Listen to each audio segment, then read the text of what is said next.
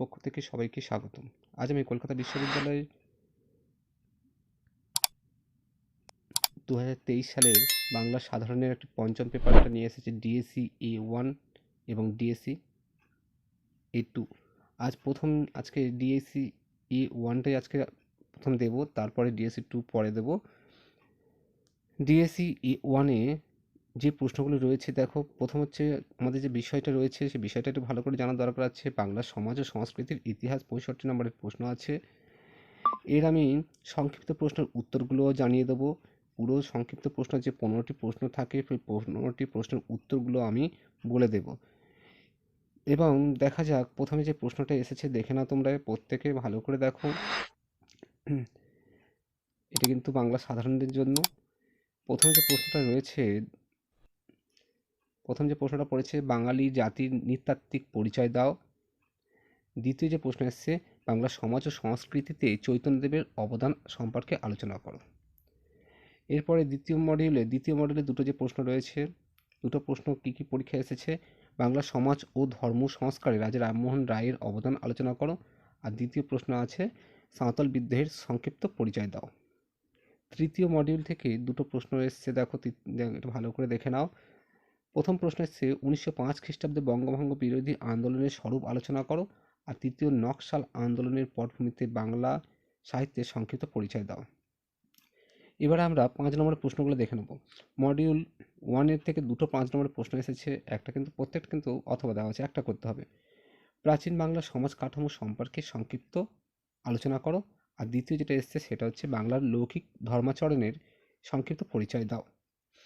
টিকা এসছে, টিকাটা দেখে নাও। টিকা প্রত্যেকের খুব গুরুত্বপূর্ণ। টিকা যে প্রশ্নগুলো এসছে, তত্ত্ববোধিনী সভা বা নীল বিদ্রোহ, এই দুটোর মধ্যে একটা করতে হচ্ছে 5-এর দাগের। ঠিক আছে, এখান থেকে দুখানা টিকা এসছে। এবারে দেখো 6-এর দাগ থেকে কী এসছে।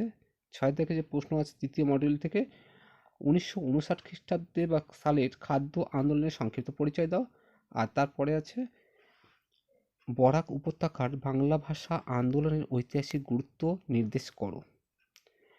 এবারে এখান থেকে তিনটে মডেল থেকে 3টে প্রশ্ন আছে। 5 নম্বরের প্রশ্ন একটি মাত্র করতে হচ্ছে। প্রাচীন বাংলার রাজনৈতিক ইতিহাসে মৎস্যন্যায় এর স্বরূপ আলোচনা করো। বাংলায় ইংরাজি শিক্ষা বিস্তারের সুফলগুলি সংক্ষেপে আলোচনা করো। আর শেষ যেটা আছে তৃতীয় মডিউলে, পরাধীন ভারতবর্ষে বাঙালি মুসলমানের স্বতন্ত্র জাতিসত্তা বিকশিত হওয়ার কারণ সম্পর্কে সংক্ষেপে লেখো। এবার আমরা সংক্ষিপ্ত প্রশ্নগুলো দেখে নেব, সংক্ষিপ্ত প্রশ্নের উত্তরগুলোও আমরা জেনে নেব। প্রথম যে প্রশ্নটা আমরা পাবো সেটা হচ্ছে চৈতন্যদেবের জন্মসাল উল্লেখ করো। চৈতন্যদেবের জন্মসাল হচ্ছে 1486 খ্রিস্টাব্দে 18 ফেব্রুয়ারি দোল পূর্ণিমার দিন জন্মগ্রহণ করেন। দ্বিতীয় প্রশ্ন আছে, শশাঙ্কের রাজধানীর নাম কি? শশাঙ্কের রাজধানীর নাম কর্ণ সুবর্ণ। তৃতীয় আছে, একটি চৈতন্য জীবনী গ্রন্থের নাম লেখো। চৈতন্য জীবনী গ্রন্থের নাম হচ্ছে বৃন্দাবন দাসের চৈতন্য ভাগবত এবং শ্রীকৃষ্ণ চৈতন্য চরিতামৃত, কৃষ্ণদাস কবিরাজের শ্রী চৈতন্য চরিতামৃত। এই দুটো গ্রন্থ বললাম, তোমরা প্রত্যেকে লিখে নাও। এবারে পরবর্তী যে প্রশ্ন আছে, পরাকাল খাঁর আমলে বাংলায় কোন কবি মহাভারত রচনা করেন? উত্তরটা হবে গোবিন্দ পরমেশ্বর। বর্গী কাদের বলা হয়? বর্গী শব্দটি মারাঠি বার্গিট শব্দের অপভ্রংশ এবং বর্গী বলতে মারাঠি অশ্বারোহীদের বলা হয়ে থাকে। তারপরে যে প্রশ্ন আছে, দিগদর্শন পত্রিকার প্রথম প্রকাশ উল্লেখ করো। প্রথম প্রকাশিত হয় দিগদর্শন হচ্ছে মার্সম্যান কর্তৃক সম্পাদিত 1818 সালে কিন্তু প্রকাশিত হয়। বিধবা বিবাহ আইন কবে পাস হয়? 1856 খ্রিস্টাব্দে এটি পাস হয় এবং পাসটা করেন লর্ড ক্যানিং বিদ্যাসাগরের সহযোগিতায়। 1856 খ্রিস্টাব্দে বিদ্যাসাগরের সহযোগিতায় লর্ড ক্যানিং বিধবা বিবাহ আইন পাস করেন, বা বিধবা পুনর্বিবাহ আইন, একই ব্যাপার। বঙ্কিমচন্দ্রের আনন্দমঠ কোন বিদ্রোহের পটভূমিকায় রচিত? তার আগে বলে রাখি, আনন্দমঠ একটি উপন্যাস। এই উপন্যাসটি বঙ্কিমচন্দ্র চট্টোপাধ্যায় লিখেছিলেন সন্ন্যাসী বিদ্রোহের পটভূমিকায় বা পরিপ্রেক্ষিতে, যাই বলি না কেন।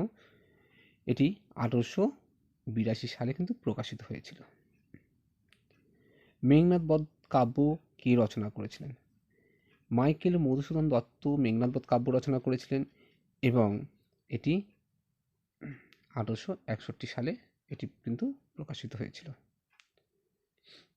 আর সব থেকে বড় কথা, মেঘনাদ বধ কাব্য কিন্তু একমাত্র বাংলা সাহিত্যিক মহাকাব্য, এটা কিন্তু মাথায় রাখবে।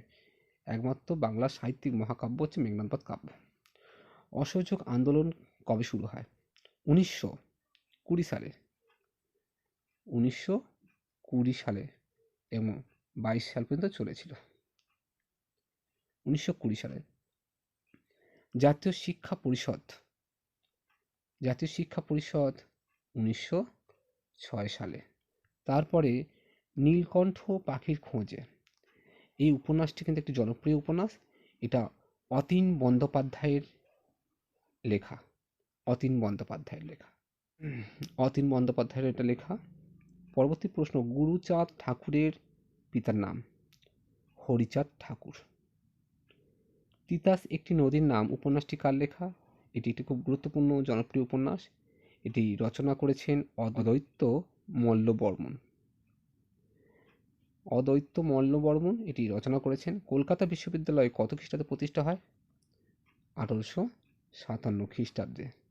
1857 খ্রিস্টাব্দে কলকাতা, মুম্বাই, মাদ্রাজ তিনখানা বিশ্ববিদ্যালয় কিন্তু একসঙ্গে প্রতিষ্ঠা লাভ করেছিল 1857 খ্রিস্টাব্দে, একই সময়ে। এটা ছিল আজকের পুরো ভিডিওটি। ভালো লাগলে অবশ্যই লাইক করো, শেয়ার করো। সময় খুব কম, সামনেই পরীক্ষা, আমি দিতে পারিনি, তার জন্য দুঃখিত।